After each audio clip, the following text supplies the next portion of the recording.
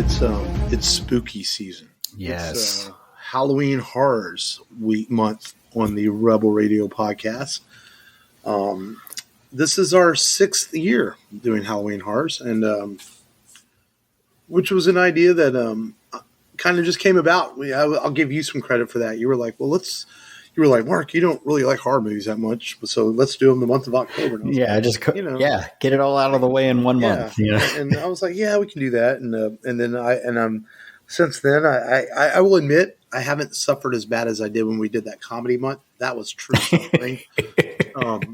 But I've had to go through some things that I could have done without, like watching Hellraiser again.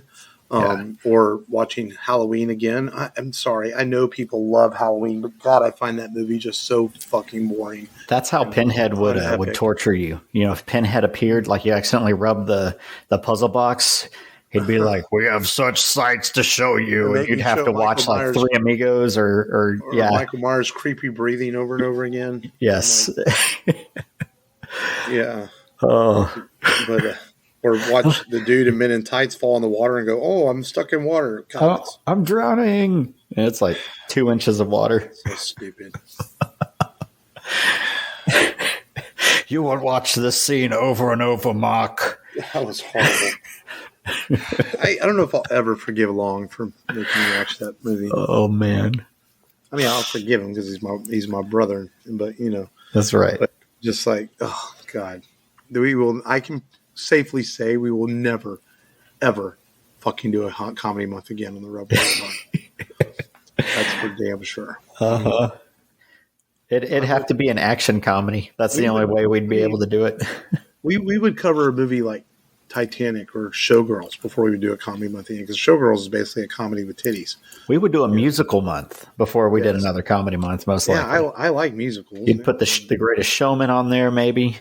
You know, but yeah. No. I mean, and I know for 300 episodes, there's a running gag that I don't like comedies, and that's not true. I just like certain ones, like give me Beavis and Butthead all day long, or man, like we would do The Hangover on the show. That makes me laugh. Step Brothers. It's not a purse; it's a satchel. Indiana Jones wears one. I mean, it's a satchel.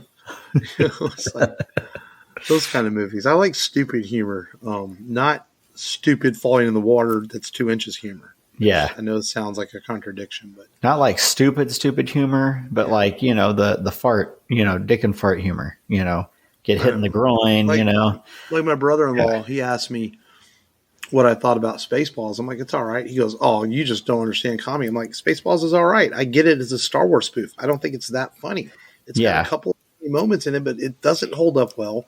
Try watching Spaceballs now. It's not that funny. Yeah, it was unfortunately. Funny for 1985, but now you watch it like, this is really stupid. There's a couple of parts that are, you know, kind of chuckly, but it's dumb. Yeah, you know? and you know, Mel Brooks is an acquired taste, I guess. He is. He's got some that are better than others. I've never seen Blazing Saddles, and You've never seen Blazing Saddles? Don't have any desire to watch it because I don't like Mel Brooks movies that much. It's like, yeah. Now, like Airplane, I know our co-host Long, he's a fan of that movie. I like Airplane. Yeah. I think that's a pretty funny movie, you know. But again, it's very 80s. You watch it now, and it's like it's hard to hold up and really want to talk about it on the show. You can watch it as more of a nostalgic type movie, you know. Yeah. But we are not doing comedies this month. We're doing horror movies. Well, I mean, actually, the movie we did today, they kind of sold to the studio as a satire comedy to try to get the studio to the ratings board to bring it down to an R rating. Yeah.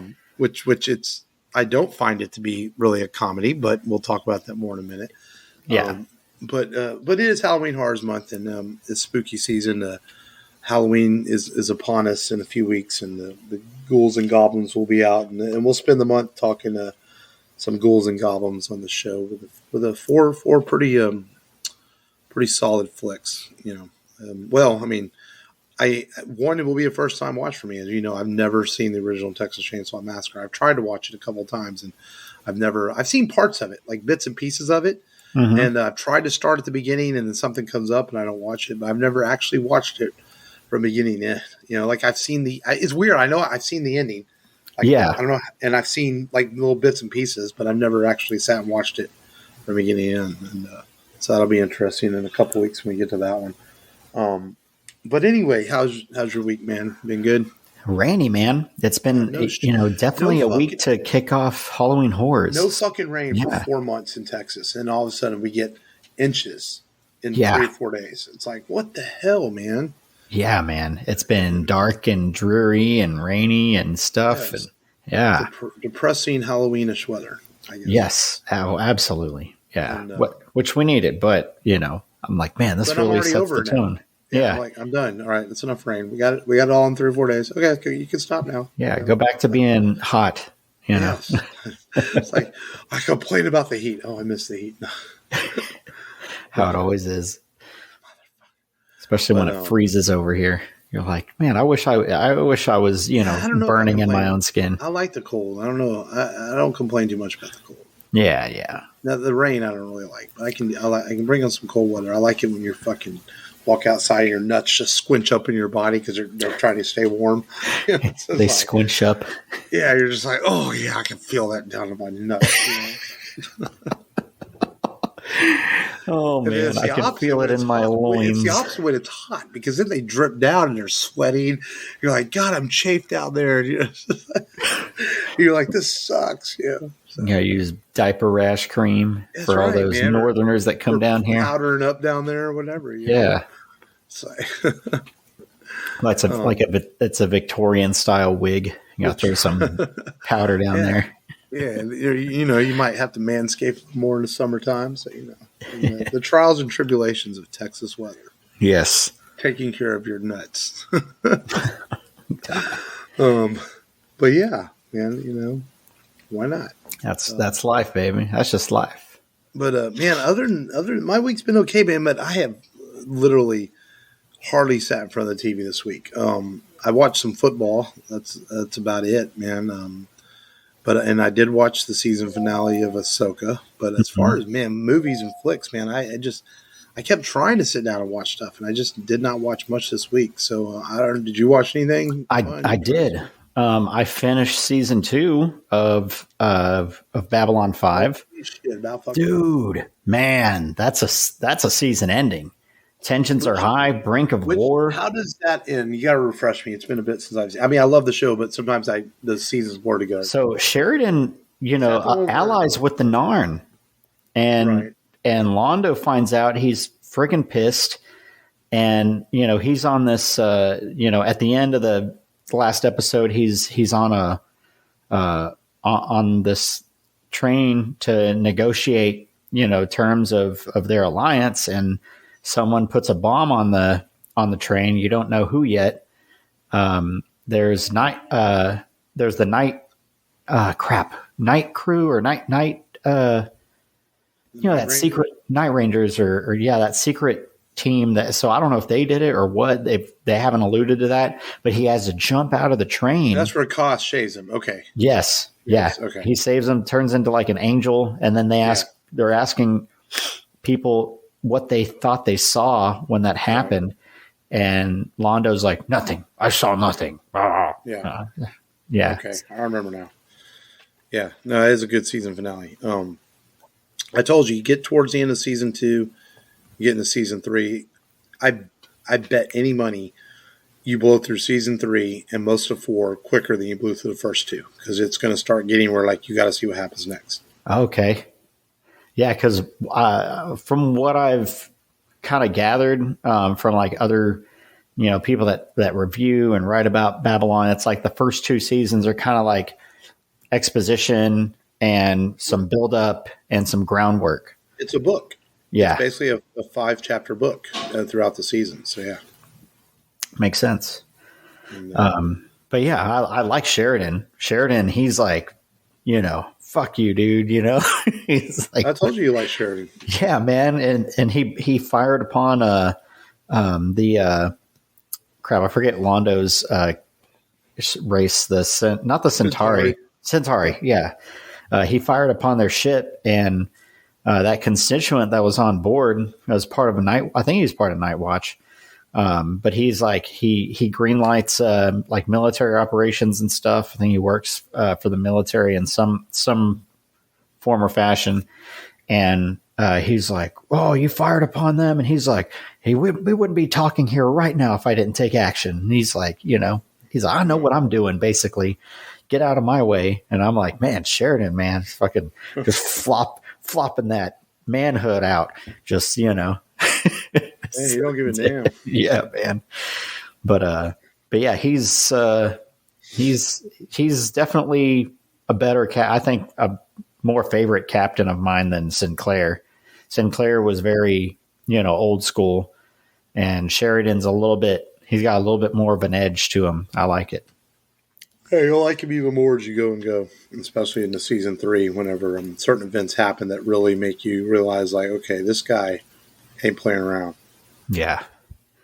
Other than that, I watched probably one of the worst movies I've ever seen. It came out this year because the rights to the franchise had slipped, I guess, and made it like open source. And that's Winnie the Pooh, Blood and Honey, because it's on Peacock. And it's as you would think. It's ridiculous. You watched that? I watched it. I'm like, I got to see it. They're making a sequel to it. Oh my God. Yeah.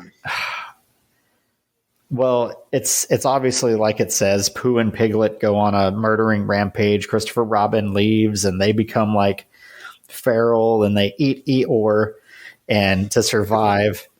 And he's like, Pooh finds Christopher Robin because he comes there later with his wife to show him where he used to visit as a child. And he just like, they run into them.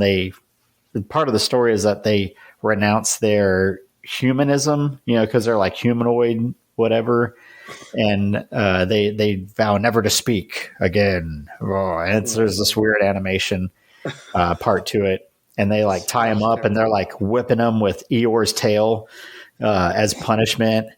And these girls go rent this house that's near there in the 100-acre wood, and they just kill him for no reason. So it's, it's like that. It's like there's no plot to it. And the dialogue is horrible. Like they just keep repeating themselves. And like there's a part where Christopher Robin's like, I'm sorry, I never should have left. What do you want? And then he says something else, and then he just repeats what he just said like 5 minutes ago. And that's like what every character does in every scene. It's like, oh my God, we need to call 911. And then they're like, whoa, well, what do these people want? Oh my God, we've got to call 911. And I'm like, I guess you have to be loaded on drugs or something there. Yeah, I almost fell asleep watching the damn thing. Almost. But it's on Peacock if you're interested. It's an hour and like 24 minutes, basically like an hour and a half. Yeah, it's an hour and a half you'll never get back. Yeah. So I think you'd probably, if there's go back. I mentioned Showgirls earlier. I'd rather watch Showgirls. At least I'm going to be entertained by that. Yeah, or if you want to watch a different bad horror movie, maybe Reinfeld. Reinfeld's at least entertaining with Cage being Cage. But other than that, yeah, like you, I watched Ahsoka. I did watch something. I forgot. I watched the first episode of Gen V, and I saw that. I don't know. It's like it's a spinoff from The Boys, but it's like it's a university, okay. Right? Like they're training. It's okay, but it's like it tries harder to be more brutal than The Boys even. Okay. And I'm just like, I don't know. I guess. Yeah, I'm just like, it's almost like The Boys is brutal, but it doesn't come across like forced. Where I felt like Gen V was like, okay, can we be grosser than The Boys? I wonder if it's even the same showrunners or some producers. I didn't even look. I just know it's a spinoff done by Amazon Prime. It's okay. We'll see. I mean, I'll probably watch it just to keep up with the universe, Yeah. Because rumor is that The Boys, they hope that the strikes are over, and they're hoping that they're hoping February for it to come out. So I guess it's something to pass the time in that universe until we get to season 4 of The Boys. But so I did watch that, and it's okay. Like I said, I'm not going to say too much about it. Kind of judge for yourself, but I just thought it was all right. If you want to see a giant CGI penis, then you might enjoy it. There you go. Of course. Yeah. But yes, Ahsoka, man. Let's dig into this because there's a lot to dig in. The series finale or season finale. They aren't really saying. There's some rumors it's going to be a season 2. We really don't know what's next in the Mando universe as far as Star Wars goes. With all the strikes and there's no word of Mando season 4, we don't know what's next. So we're just going to discuss this as the season finale of Ahsoka. And be warned, we're going to go into spoiler territory here as usual. So, but the episode's been out almost a week by the time you hear this episode. So you've had a chance. I think that's many, many hours of time to sit down and watch a 45-minute episode. My initial thoughts on this episode were a bit predictable. Like, I'm not shocked at all that they flipped roles and Ezra made it back and Ahsoka and them didn't. We saw that. I think we saw that coming. Great action, but I thought when I talk about great action, I thought the episode failed on the choreography compared to the other episodes. Like, it just looked like Rosario, you stand there and wave your lightsabers. We're going to put in some special effects. Yeah, she was doing kind of like the same technique over and over again. What happened to all the really great fight choreography we had from the previous episodes? It kind of disappeared in this episode a little bit. And then rewatching Anakin's tapes. Right. And so I thought we were going to get more of, that style of fighting, just his kind of broadsword like, fighting technique. Zombie stormtroopers were interesting in Star Wars. I did like that. That was cool. Fucking badass. It was just something I never thought I'd see in Star Wars. Lars Mikkelsen is growing on me more and more as a live-action Thrawn. I know he did the voice, but I think he's got that calm, cool evilness about him. We'll talk more about Balin's story in a minute, but I really like what they're doing with that if you know the lore of Star Wars. Yeah. So overall, the father, the son, the daughter. Yeah. Overall, I thought it was a good finale. I don't think it was the best episode in the series. I thought it was pretty good. I felt like a little underwhelmed, but not by much.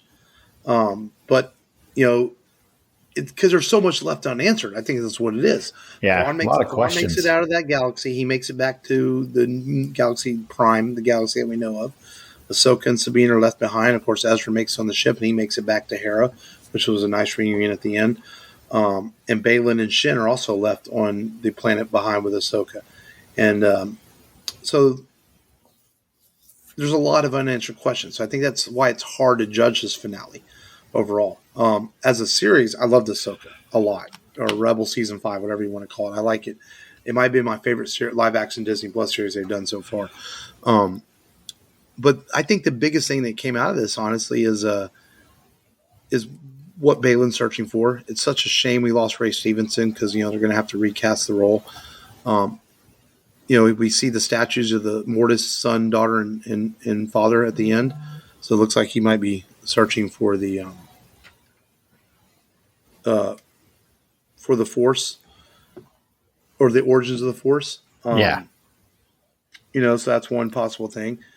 Oh, I love Ezra building a lightsaber because here it is in Star Wars. You think building a lightsaber, you love building a lightsaber is going to be like this dramatic, special event. And Ezra's just over there building it like it's an everyday thing because we know he builds stuff from the show. And that's what I thought was so great. We finally got to see him build something like he did in the show all the time.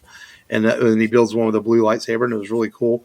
And then the same hilt as Kanan's. Yeah, same hilt as Kanan's. Yeah. I'm looking forward to I hope he collected the helmet from the Stormtrooper that he disguised himself as. Yes. Because that was the thing from the series. So little things like that I liked a lot.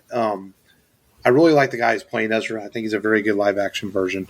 Took a little bit to grow on me the first time we saw him a couple episodes ago. And I think it's the thing, too. I wanted more Ezra. We only got him in a couple episodes. And it's like, I want to see more. So that's my initial thoughts overall of the series. Yeah. I like it. I have your same sentiments too. I think the choreography lacked a little bit versus some of the other episodes we got. The zombie stuff was cool as hell. It was different, but it was cool.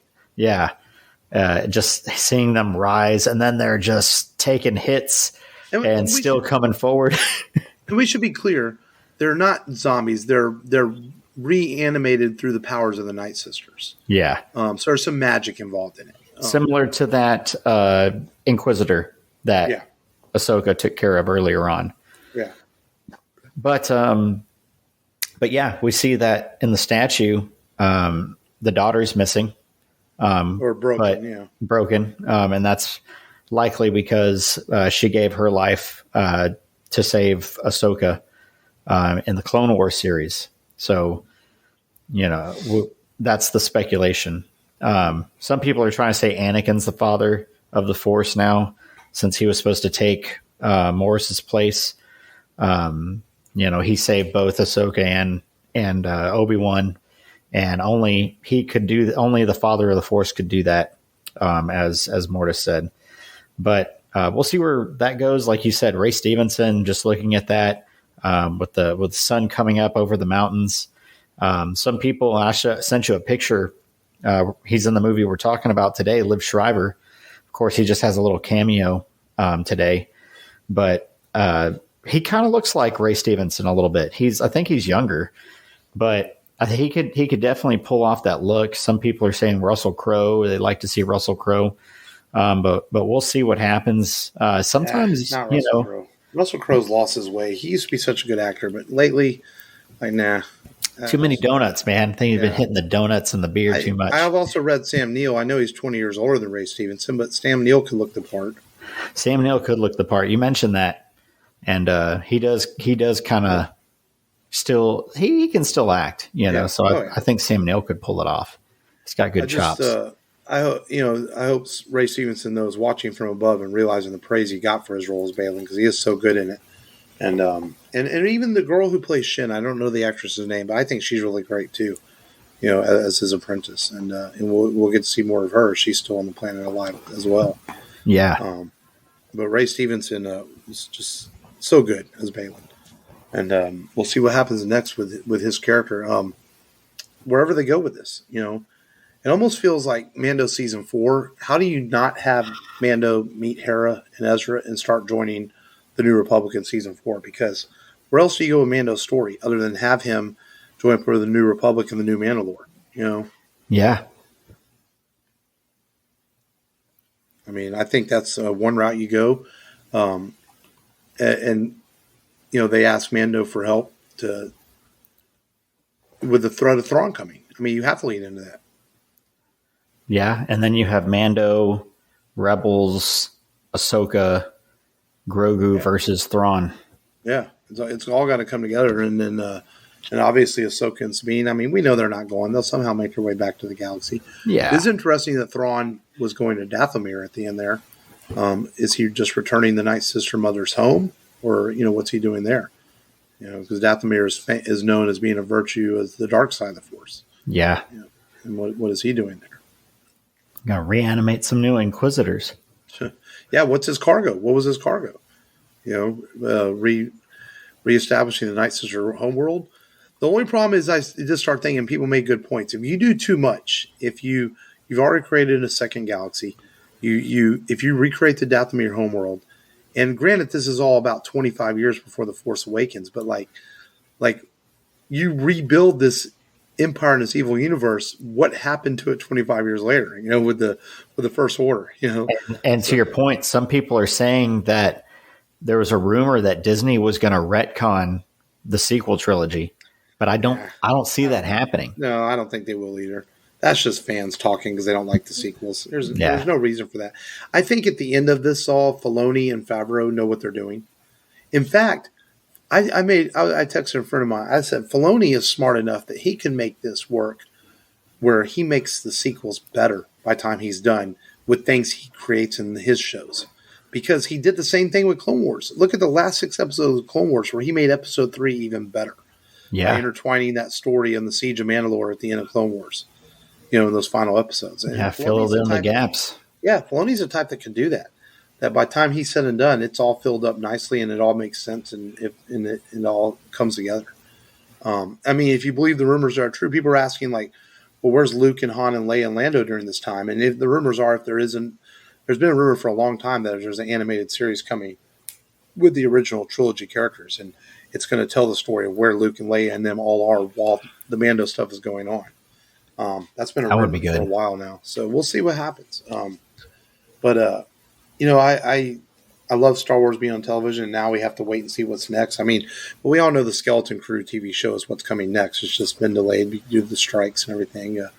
Apparently it was due out by the end of this year, but now it might not be out till early next year. And then hopefully they make some announcements soon as far as Mandalorian Season 4 or Ahsoka Season 2 or whatever is going to happen next. And whatever the next step is. We know Andor Season 2 is coming, but that's not related to these shows. And it was also delayed due to these strikes. But Ahsoka was just so good and so satisfying as a Star Wars fan overall. Despite a finale that I don't want to say the finale was weak. It just felt like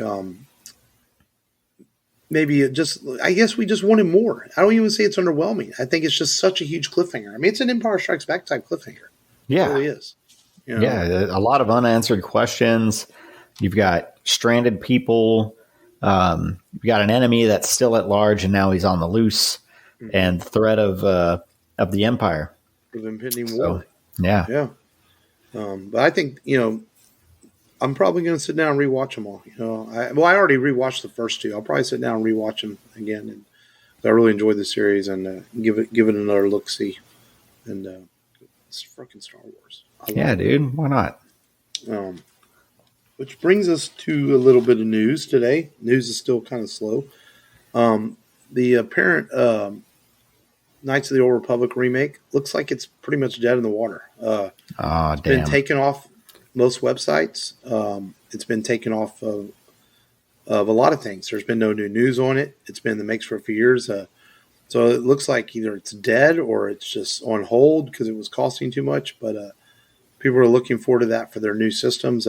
Might go the way of Star Wars 1313, the big smuggler Star Wars game that never happened and had footage that was out there.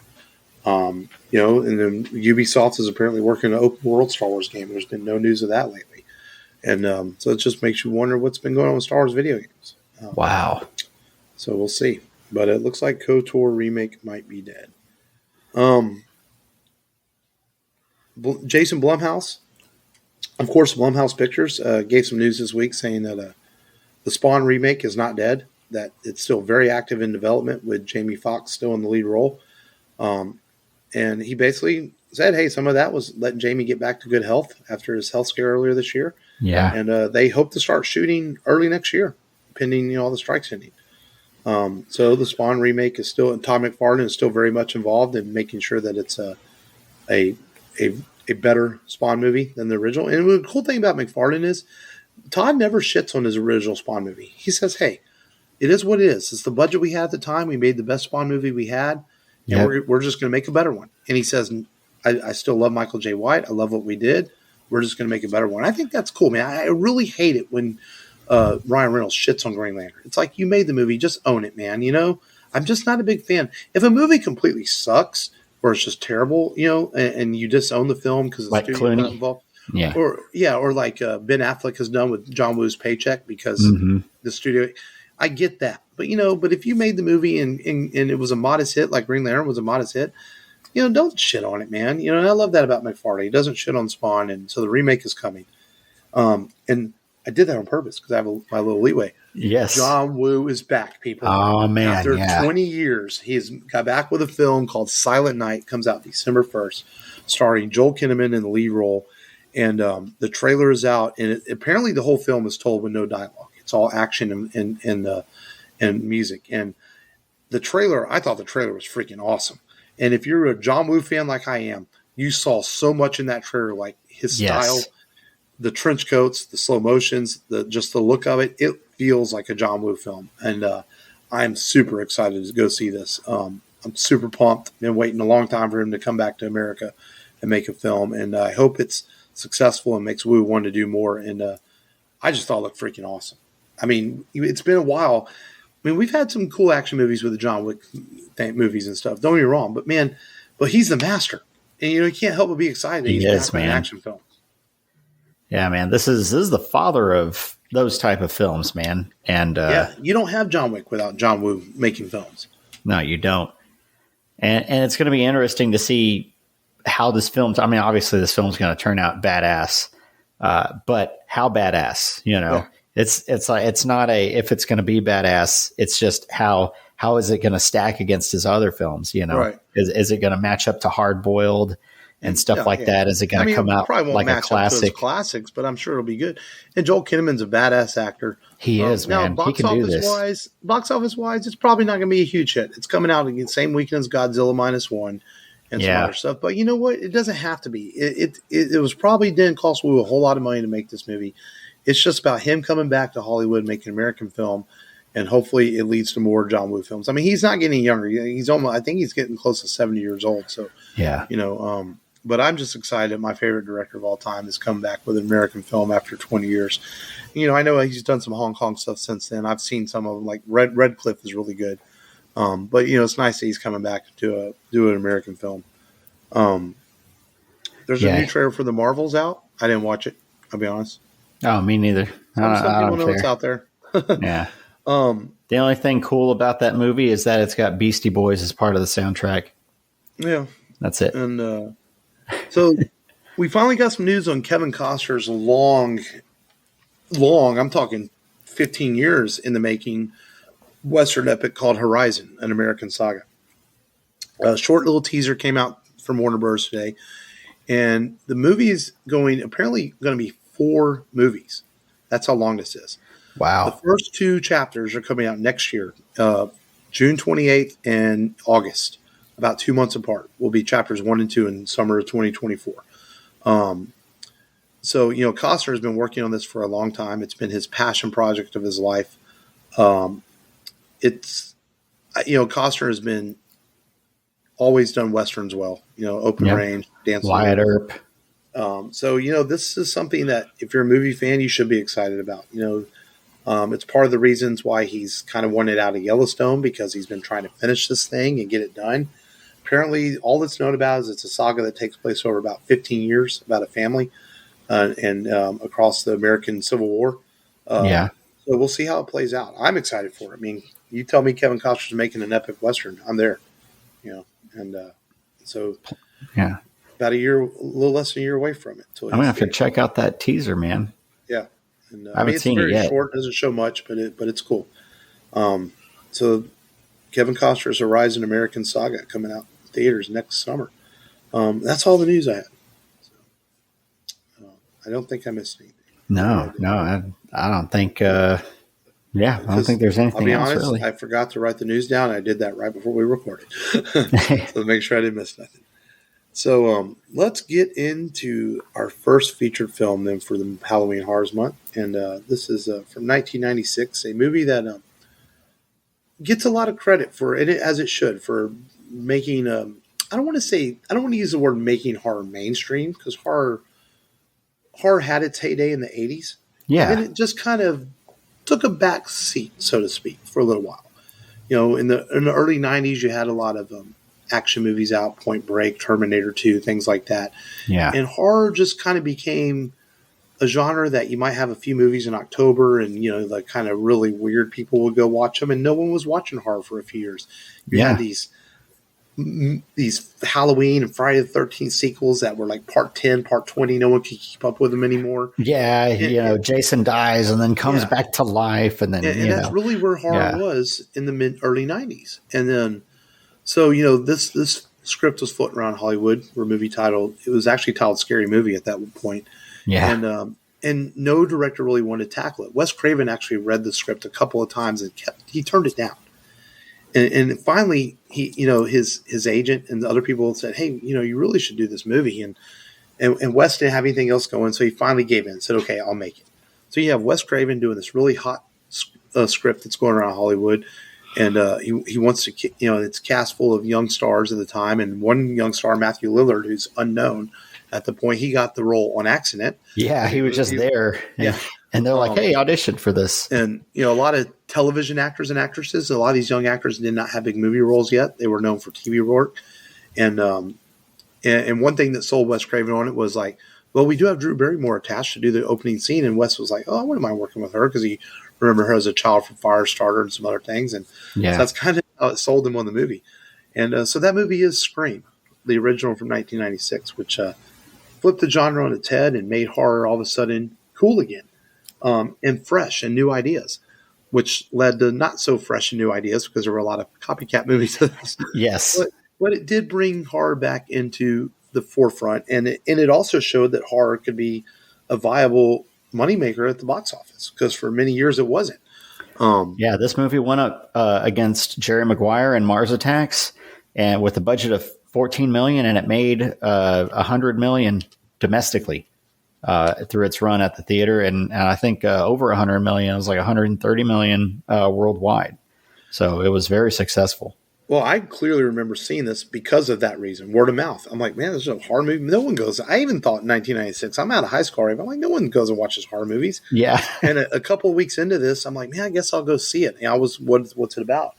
And I did go see it, and I remember back then like enjoying it.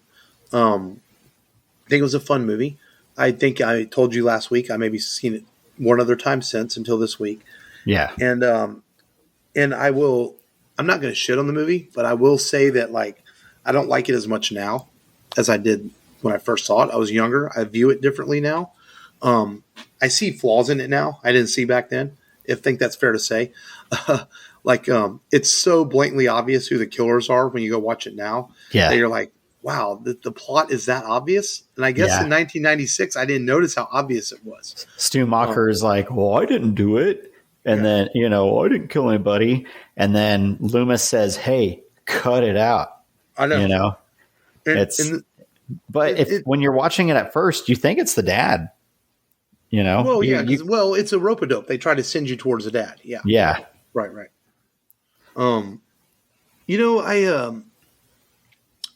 I lost my train of thought for a second there. But it's one thing that this movie works is it's really entertaining. It's well paced. The meta stuff is great. Yeah, they sold it to the MPAA as a satire to get it down from NC-17 to an R. I don't really watch it as a satire because I don't get me wrong. Yeah, you have to think about the funny stuff. I get the satire in it, that it's making fun of people that watch scary movies, but I still view it as a horror movie because there's freaking people dying in it. Yeah. I mean, there's brutal murders in this film. It's subtle. You don't get time to laugh because it's like, Sidney gets the call and, they're talking about scary movies, and she goes, yeah, they're all some busty blonde bimbo who runs upstairs instead of running out the front door like she should. And what happens? She tries to run out the front door, but can't, and she runs up the stairs. So it's like, there's that comedy aspect of it, but you don't have time because she's running from a killer. So right. There's nothing, there's not like a banana peel out there that she slips on, and, Ghostface doesn't get a pie in the face. So there's no actual comedy aspect. You have to think about the comedy. Yeah. And then, it just made me think of that. I didn't realize, I never knew this. I thought Ghostface the costume was something they created for the movie. I didn't realize it was a real costume that existed, that the costume prop and people found it in a shop and were like, and found out hey, can we get the rights to this? Because it was a cheap costume, and the costume makers were like, yeah, go ahead.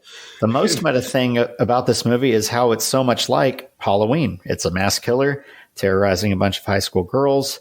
Terrorizes a bunch of high school girls. Well, I think it's a mix of all three of the popular franchises from the 80s. There's some Friday the 13th in this. There's some Nightmare on Elm big Street time. in this. Yeah. A lot of Nightmare on Elm Street, obviously. But yeah, for Halloween, whenever Drew Barrymore answers the phone at the beginning, her favorite Halloween movie is Halloween. She's playing with a meat cleaver. When her parents come home, the dad tells the mom, hey, go down the road, go to the Mackenzies.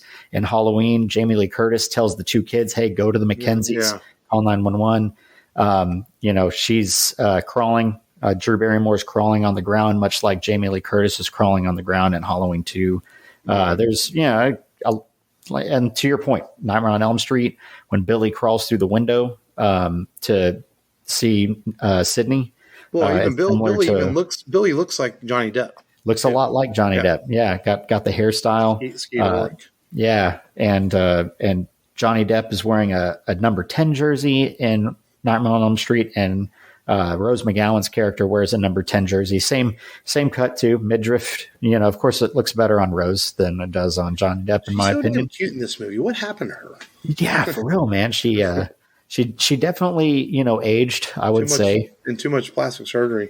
For real, man. Yeah, too much plastic surgery. And then obviously all the there's some Jason references, and the Freddy reference with Wes Craven making a appearance as Fred the janitor, and he's got a striped long sleeve shirt and the fedora. Yeah. That's pretty funny. That was pretty funny. Yeah. I like how meta this movie is. You even get the rules of a horror movie. You can't drink, you can't do drugs, you can't sleep around, and don't say I'll be back. Jamie Kennedy in one of his few movie roles that doesn't annoy me. Yeah, he makes sense in this movie. Yeah, he's fine in this movie. Most of the time when I see him in a movie, I'm like, oh my God, he's annoying. But he's fine in this movie. Yeah. There's one part where Wes Craven was behind the mask, and it was whenever he's going through the glass at Drew Barrymore and grabbing her, and she hits him in the face with the phone. She really hits Wes Craven in the face with the phone and hit him and knocked him backwards. And actually, that phone was supposed to be disconnected. She accidentally dialed 911 a couple times because it was connected and it was supposed to not be. That's funny. There's only one time, which we talked about on our Comic Palooza episode. We got to talk to Jack. I got to talk to Jack Quaid, and he had mentioned that he was only behind the mask one time, and it was when he was behind the couch. So there was a reference to the first Scream movie, this one we're talking about, where Skeet Ulrich was only behind the mask once, and that's whenever he was behind the couch. Jamie Kennedy's watching Jamie Lee Curtis in Halloween on the screen, and that's him in the mask behind the couch. So it's a meta thing for the Legacy sequel. But it's cool. The sheriff also Nightmare on Elm Street. He was the policeman there that's like just looking at Nancy getting terrorized in her own house. And isn't Billy Loomis? Isn't Loomis a reference to Halloween? No. Loomis was from The Craft. Drew Barrymore. You have Drew Barrymore from. I knew Skeet Ulrich was in The Craft, but I meant his last name character, Billy Loomis. Loomis. Yeah. Sam Loomis. Right. Psycho. Okay. Anthony Perkins. Psycho. Yeah. You also have the reporter. There's a reporter about 30 minutes into the film, and she just makes a comment. She's kind of in the background, looks like an extra. She says, "The people have a right to know." That's actually the little girl from The Exorcist, the one who her head spins around. She, pea soup everywhere. And then, of course, Skeet Ulrich makes that reference. Yeah, I was watching The Exorcist, and I was thinking about you. I was thinking about us. And so that's why he comes over all Dawson Creek style through the window. Which is crazy. He's a big movie fan. He's a big horror movie fan, loves horror movies. So is Jamie Kennedy. He references The Howling, references Prom Night, and he's even watching the first horror movie in existence, maybe, which is the 1930s Frankenstein, which is pretty cool. But yeah, this movie is all about movie fans and movie buffs and sick fucks that have seen too many damn movies. You know what I find kind of annoying in this movie is Courtney Cox. She is kind of annoying. And she only did this because she wanted to get out of her friends. Her friends look. She felt everybody thought, oh, she's the nice girl from Friends, and she wanted to do something darker. But like, I feel like she just kind of showed up to set and kind of mails it in a bit. She's okay, Yeah, she's vanilla. She's vanilla. I mean, the movie's highly entertaining, but like I watched it, the other day, and I just felt like it holds up fairly well, but also feel like it also feels very 90s-ish at times. Yeah.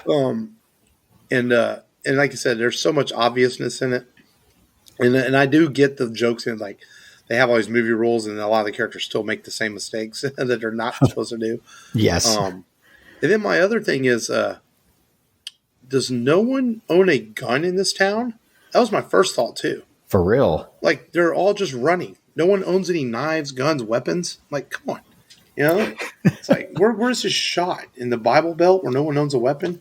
For real, man. Or where is this town? This fake. It's kind of a fake town in the movie. Yeah, Woodsboro, Mississippi, maybe. Yeah. I think we talked about that last week on these movies. Where do the police go in these movies? Like, does no one own any weapon in this town? They're just sitting around waiting for someone to get killed. And the police response time is like so out there. It's like, she calls the police the first time whenever Neve Campbell's character Sidney calls the police whenever the killer's in her home for the first time, and they show up like 40 seconds later. Dewey's busting through the door, and with the mask. And then, like later on in the movie, she gets away from Stu and Billy, and she calls the police. At least she says she does, and they don't show up for like 10 minutes. It's like, so where the hell are y'all? Y'all are on the alert, but yeah. So it's that part's kind of funny. It's like, when are these? Where are these cops? At least. Is it the second one where they make it seem like Dewey's the killer, but he's not? Is that the second one? I've only seen like the first two. I think I saw. Well, the third one. I've seen the first three because the third one has Jay and Silent Bob in it, right? Yeah, yeah. So I've seen the first three. And they all the killers in the first three have ties to Sidney's mom. Mom, yeah, I remember that. And they mentioned the loose how motives are incidental with Jamie Kennedy's character talking about what his killer motive would be if he was the killer. And he'd say, it's the millennium. Motives are incidental. Huh. So how many are there? There's 6 of them now? There's 6. And the second one, it's like the reporter. There was a reporter, but she was like, I don't know, her mom somehow screwed her over. The third one, I remember the killer was her half brother who never got attention from her mom. Never. Oh yeah. And the fourth one, it's her sister or her cousin who wants to have all the attention. So she tries to make it look like Sidney did it. They start making continuity up. Yeah. And then, it just starts getting. I didn't realize that Craven actually directed the first 3. I didn't realize he did 3 of them. I thought he'd only did the first one.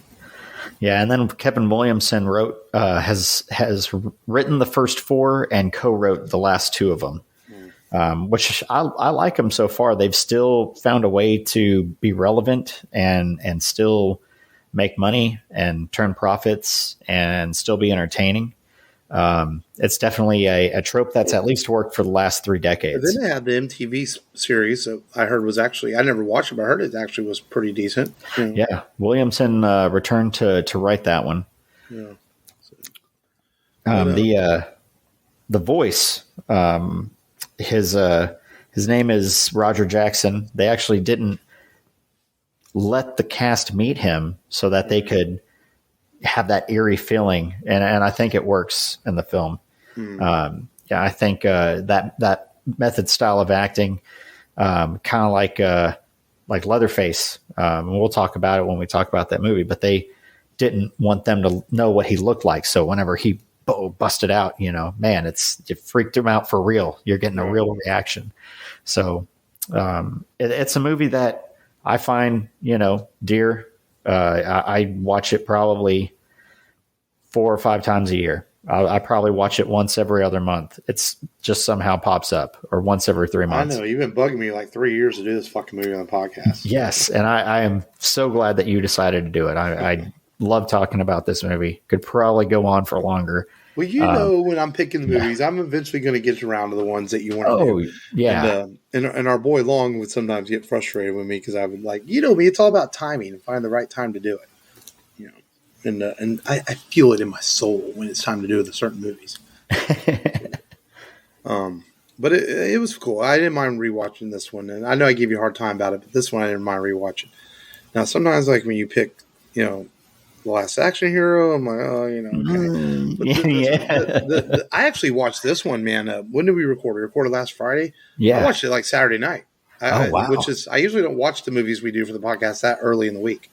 But there was nothing on TV Saturday night. The Astros had already won. The Longhorns already won that day. I was in a good mood. I'm like, I'm going to go ahead and watch this tonight. Go ahead and watch it. Yeah. And so I watched it Saturday night.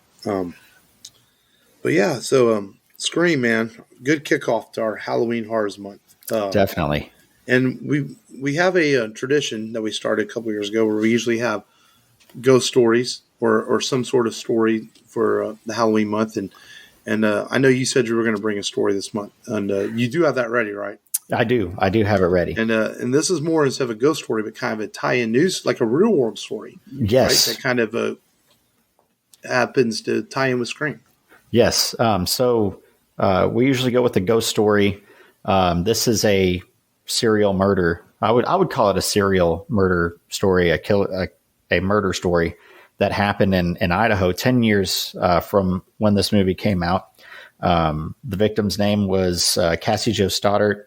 If you're into true crime, listen to Bailey Sarian on YouTube or a true crime podcast, you probably come across the story because the two killers, Tori and Brian, and I'll just go by their first names to not make them too much more famous. But in Idaho, Cassie was known to, she was a high school student or fresh out of high school. I think she was a freshman.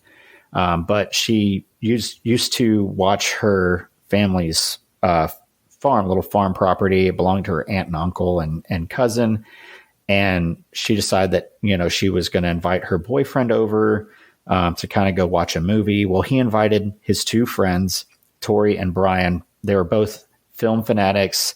They, heralded themselves as film critics, and they just knew everything about movies and especially loved horror movies.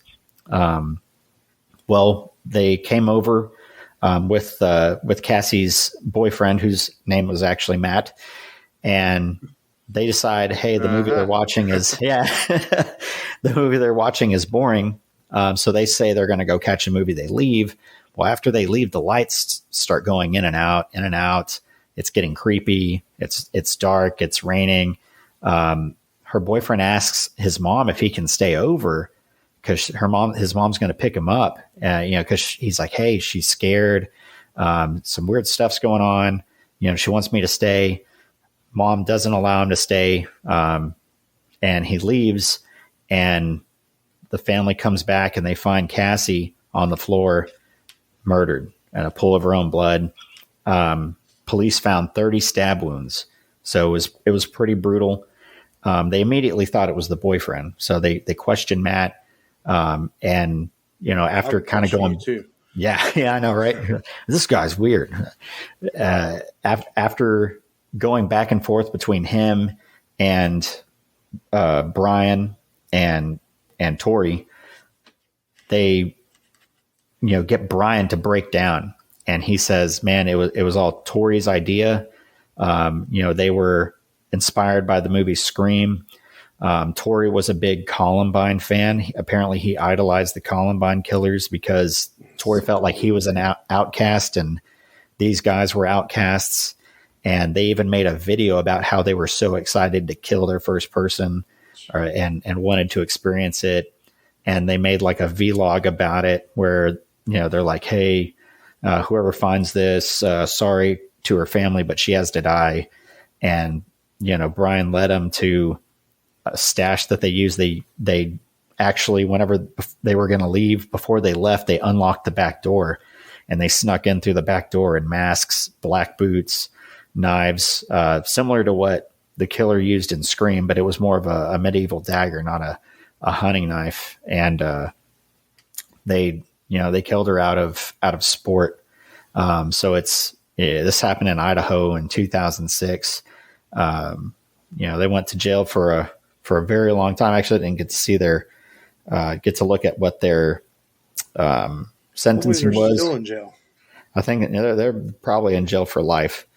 But yeah, apparently they claimed that they just wanted to scare her and they just started pointing the finger at each other like, oh, it was his idea. It was their idea.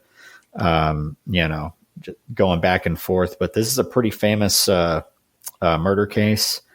And yeah, it's coming up on, almost 20, 3 years. It'll be, 2 decades since the thing happened. But, there's some, decades. Yeah, dude, there's some sick individuals in this world. I'm getting looking at the prison sentences, 30 years to life without possibility of parole. Now that Matt brought everybody down. Yeah. So at least they're put away. Be careful about where you go out in the middle of nowhere, and if it's a farm and stuff. There needs to be a penis joke in here somewhere. It probably does. All right. Well, next week, it doesn't get any better, folks, as we continue on Halloween horrors and with a kind of a sci-fi horror pick next week. A classic starring Jeff Goldblum and directed by David Cronenberg. And if you know anything about David Cronenberg films, you're always going to be in for something that's probably going to be a little gut-wrenching, a little bit horrifying, but also going to make you think a little bit. I think it's fair to say when you watch a Cronenberg film. And that is his classic 1986, I believe, remake of The Fly. I think you're making a mistake. I think you really want to talk to me. Sorry, I have 3 other interviews to do before this party's over. Yeah, but they're not working on something that'll change the world as we know it. They say they are. Yeah, but they're lying. There is a limit, even to the imagination. Human teleportation, molecular decimation, breakdown, and reformation is inherently purging. Where our greatest creations meet our deepest fears. Something went wrong, Seth. When you went through, something went wrong. You are about to go beyond that limit.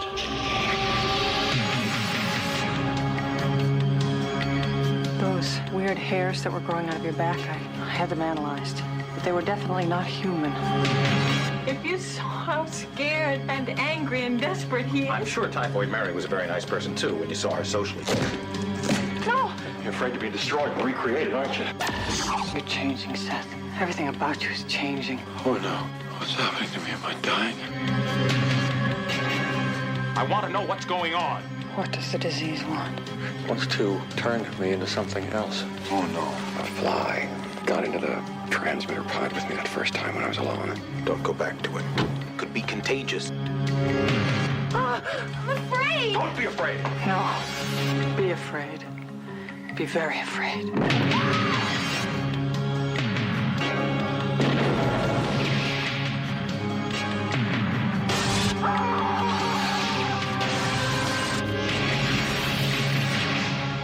Help me. Please, help me.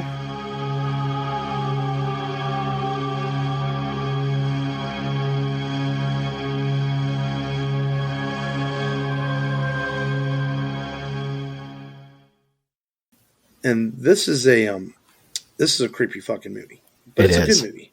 It's been some years since I've seen it, so I'm looking forward to rewatching it. So I don't recall a lot of it because it's one of these movies. This is definitely one of those movies. When I say it's been some years, it's probably been high school since I've watched this, maybe college. So it's been a while.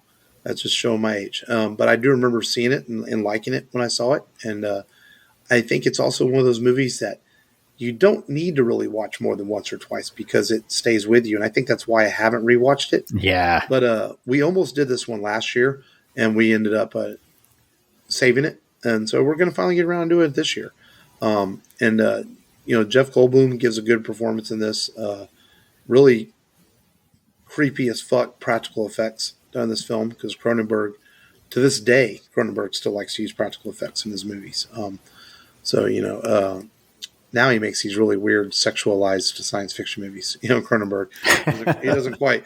The Fly might be his most accessible horror movie or a movie that he's done, if we're being honest.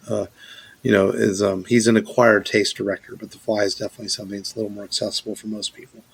I'm not sure if it's streaming anywhere to watch with us, but I know Matt's got it on one of his movie accounts. That's how I'm going to watch it. And so next week we will discuss The Fly for our second week of Halloween horrors. But until then, go to the rebelradiopodcast.com for all your Rebel Radio needs.